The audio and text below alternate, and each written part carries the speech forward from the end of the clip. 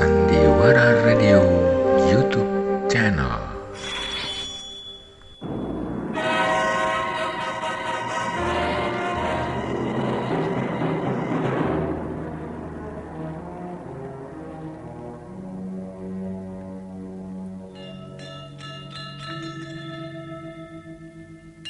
Ku beri nama pedang ini Naga Puspa. Selamatkan dia. Jangan sampai jatuh ke tangan pendekar berwatak jahat.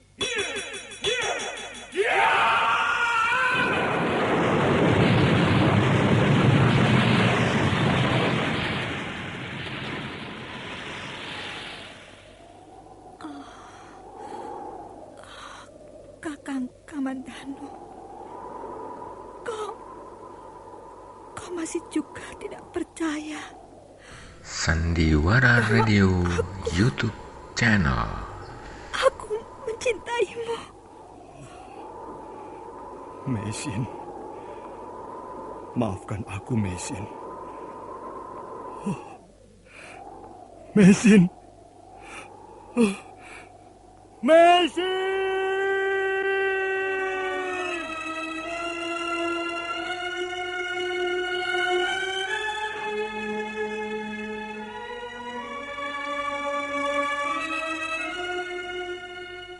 Tutur Tinula.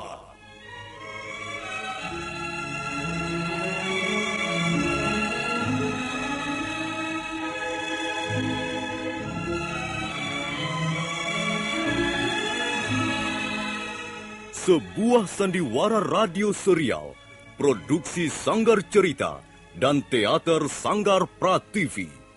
Sebuah kisah dengan latar belakang sejarah runtuhnya Singasari dan berdirinya Kerajaan Majapahit.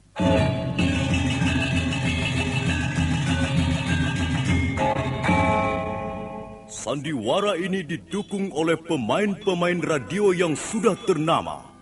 Ferry Fadli, Ivone Rose, dan Eli Ermawati.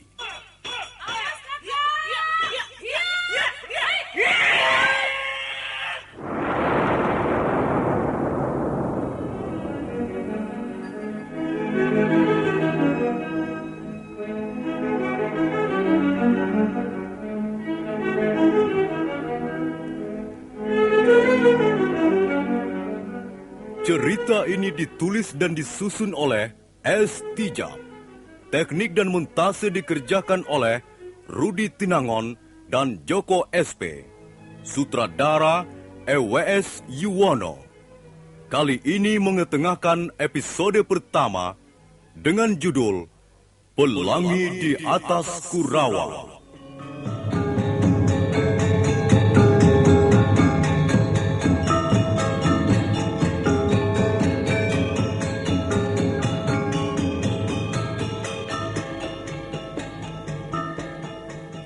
Dalam seri yang ke-8 ini, didukung oleh para pemain M. Abud sebagai Arya Dwi Pangga, Ferry Fadli sebagai Arya Kamandanu, Kasdu Dewa sebagai Dipangkara Dasa, Lili Nur Indasari sebagai Narirati, Yuli sebagai Palastri, Eli Panca sebagai Nyi Rongkot, Eni Budiono sebagai Parwati, Nusri pembawa cerita.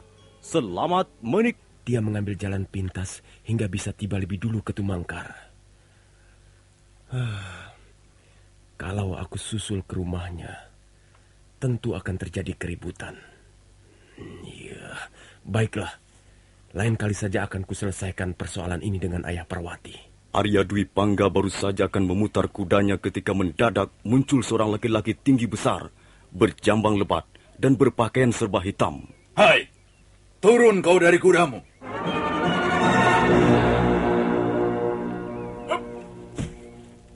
Pembantuku mengatakan bahwa kau yang bernama Arya Dipangga. Apa benar? Benar. Saya Arya Dwi Pangga. Nah, rasakan kepalan tanganku ini, anak berandalan.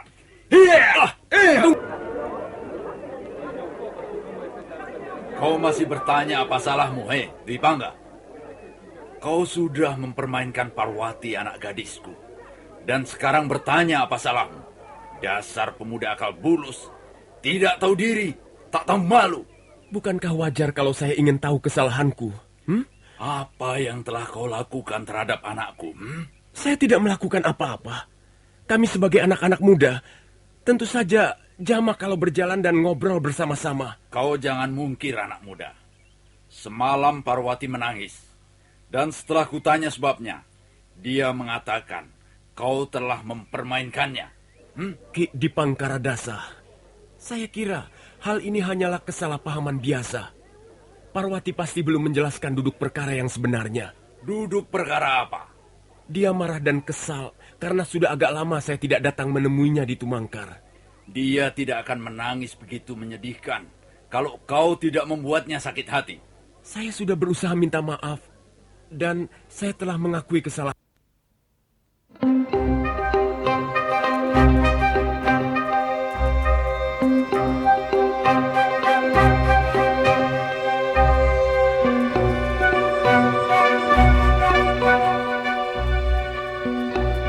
Begitu yang telah kau lakukan terhadap anakku, Tidak, saya tidak berbuat serendah dan sekotor itu.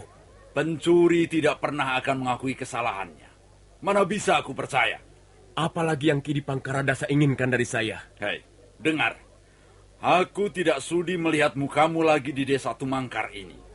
Kalau sampai kau berani lagi masuk ke desa ini dan menemui anakku, awas. Akan kubuat tubuhmu cacat. Baiklah, kalau memang begitu kemauan Ki Dipangkaradasa, saya tidak bisa berbuat lain. Mulai hari ini saya tidak akan masuk ke desa Tumangkar. Pelan-pelan Arya Dwi Pangga menghampiri kudanya. Ki Dipangkaradasa menatap wajah anak muda itu dengan dingin. Orang-orang desa juga terus menatap yang sudah berada di punggung kuda dengan pandangan mengejek.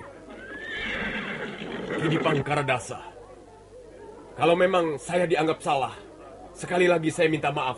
Cepat tinggalkan desa Tumangkar, anak muda. Dan jangan sekali-sekali menginjak daerah ini lagi.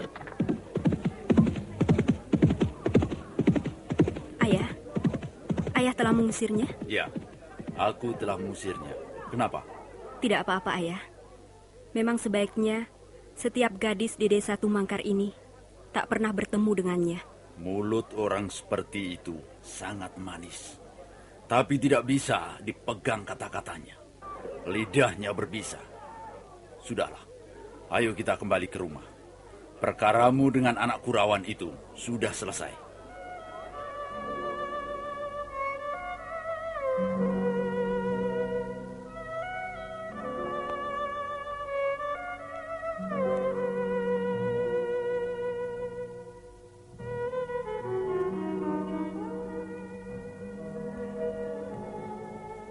Pelangi itu muncul lagi, membuat garis melengkung ke langit tinggi.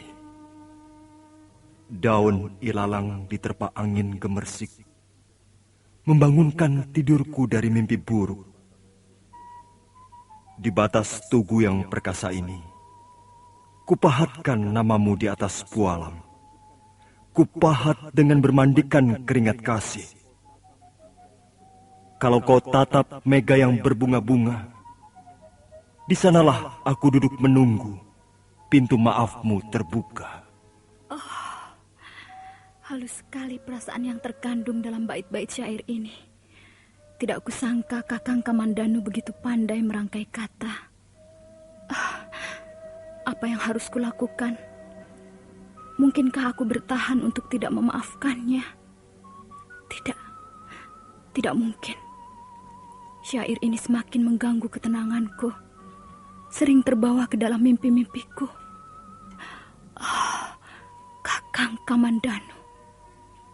Baiklah, aku akan menemuimu besok di tempat seperti biasa. Aku tak akan membiarkanmu meratapi penyesalanmu, Kakang. Maafkan Nari Ratih yang telah berbuat kejam, Kakang. Maafkan aku.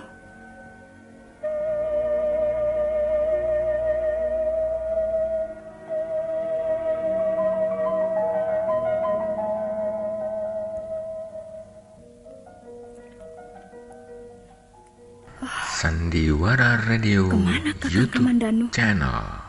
Mengapa tak kulihat di tepi padang ilalang ini? Apakah aku harus menunggu sampai malam tiba?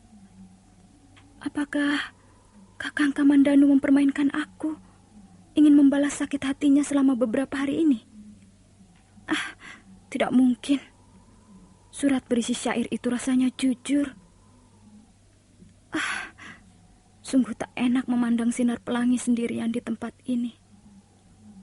Lebih baik aku pulang saja dan menunggu perkembangan selanjutnya.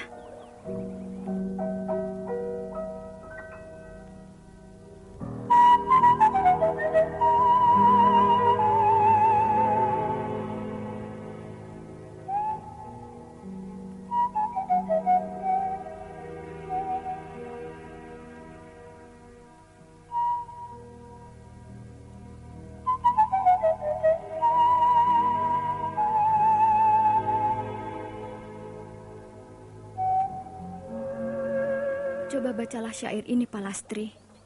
Aku jadi semakin tak mengerti. Di mana letak kekeliruannya? Kau terima dari siapa syair daun lontar ini? Dari seorang anak kecil. Entah siapa dia. Aku tidak begitu mengenalnya. Dia buru-buru lari ketika aku mau bertanya. Coba kau baca, Palastri. Setelah itu, aku ingin mendengar pendapatmu. Baiklah. Pelangi senja mengantarkan burung-burung pulang ke sarangnya. Domba-domba pulang ke kandangnya. Tapi aku hendak kemana? Apa yang kulakukan menjadi tak berharga selama senyummu masih kau sembunyikan di balik keangkuhan hatimu. Bagaimana pendapatmu? Jadi ini sudah yang ketiga kalinya? Ya, yang ketiga kalinya. Kemarin lusa, aku mencoba datang ke tepi padang ilalang. Lalu tak aku temui seorang pun di sana. Aku kesal. Akhirnya aku pulang lagi. Mengapa kau tidak langsung ke rumahnya? Mengapa harus ke rumahnya? Kau datang saja secara baik-baik ke rumahnya untuk menjernihkan persoalan kalian. Tapi itu sudah keterlaluan, Palastri. Aku ini kan seorang wanita. Bagaimana aku harus datang ke rumah seorang laki-laki untuk urusan cinta? Bagaimana kalau orang-orang sampai mendengar hal ini? Tentu seluruh Manguntur menjadi geger. Tapi aku tidak menemukan cara lain lagi, Rati. Atau begini saja. Seperti yang dulu sering kulakukan. Aku akan kirim pesan melalui Nyi Rongkot, pembantunya yang setia itu. Nah, begitu juga baik. Yang penting... Ada apa, Birongkot? Tidak apa-apa, Angger. Bibi baru saja melihat Angger Kamandanu. Bagaimana keadaannya sekarang? Sudah jauh lebih baik. Sekarang Angger Kamandanu tidur pulas sekali. Memang seharusnya dia banyak istirahat. Tidak boleh pergi kemana-mana dulu. Loh, memangnya dia mau kemana, Birongkot? Bukan, Ger. Gadis itu mengirimkan pesan lagi. Maksud Bibi, anak Rekian Wuru itu menitip pesan pada Bibi. Dia ingin menemui Angger Kamandanu. Kan tidak mungkin ya Angger Dwi Pangga. Kecuali Angger Kamandanu sudah sembuh benar. Sudahlah, Bi. Jangan pikirkan persoalan adik Kamandanu dengan Nari Rati itu. Nanti juga akan beres. Aku yakin mereka akan kembali akrab seperti semula. Kalau persoalan Angger Dwi Pangga, bagaimana? Persoalanku malah sudah lebih dulu beres, Bi. Maksud Angger beres bagaimana? Iya, aku tidak akan datang lagi menemui gadis desa Tumangkar itu. Soalnya, ayahnya yang melarang aku menemuinya. Jangan begitu, Angger Dwi Pangga. Jangan suka mempermainkan anak gadis orang. Nanti kalau kena batunya, bisa celaka loh. Kalau orang tuanya tidak terima dan marah, kan bisa membuat keributan besar. Apa Angger Dwi Pangga tidak malu? Loh, aku kan tidak salah, Bi. Parwati itu kan hanya salah satu di antara banyak gadis yang ku kenal. Iya, tapi Angger Dwi Pangga pasti sudah mengobrol janji padanya. Hingga dia sangat mengharapkan kesungguhan Angger. Ya, begitu kan? Bibi paling benci kalau melihat laki-laki tukang obral janji. Kasihan anak gadis orang yang harus menjadi korban, Ger. Sungguh. Birongkot tentu saja membela mereka karena Bibi juga seorang wanita kan? Bukan begitu, Ger. Jadi pemuda itu seperti Angger Kamandanu. Tenang, berwibawa, dan bertanggung jawab terhadap yang sudah dikatakannya. Birongkot, Arya Dwi Pangga bukan Arya Kamandanu. Dan Bibi tidak mengetahui kekurangan adikku itu, bukan? Dia masih tergolong belum berpengalaman, hingga untuk menyelesaikan persoalannya sendiri saja tidak mampu. Dan akhirnya, aku juga yang harus turun tangan. Dia pikir hati wanita itu bisa dipikat dengan berdiam diri dan tidur di atas pembaringan. Apa maksud Angger Dwi Pangga?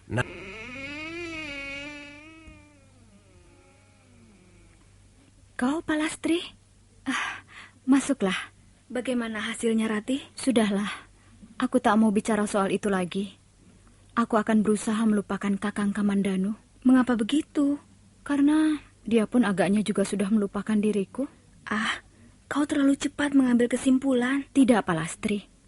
Aku malu kalau harus menitip pesan pada pembantunya lagi.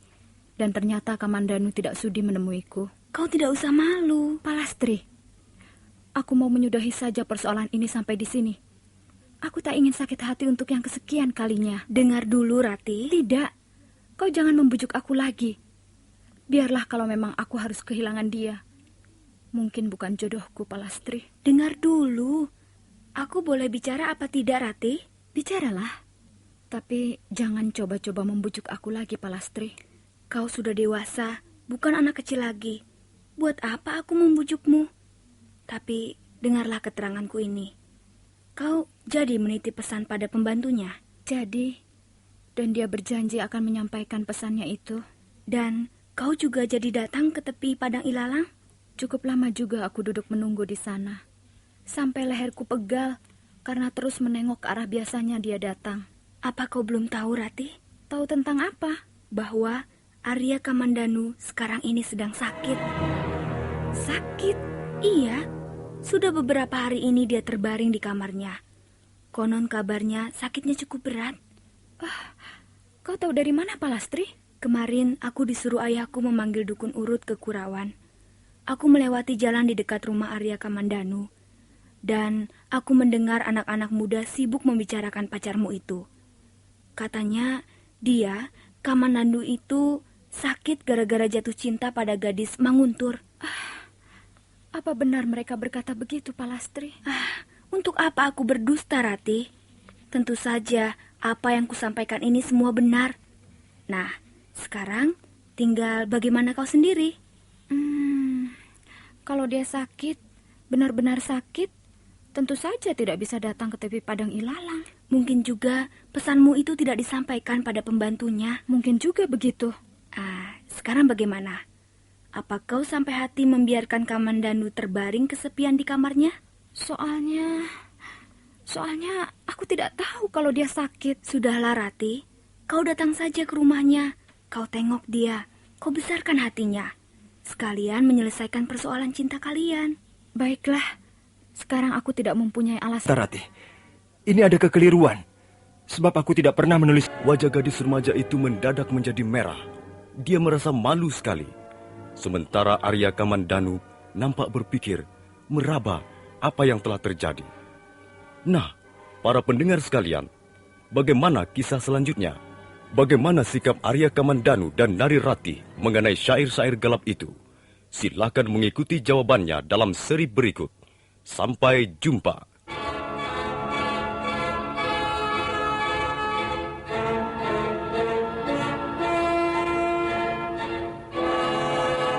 Sandiwara Radio YouTube channel.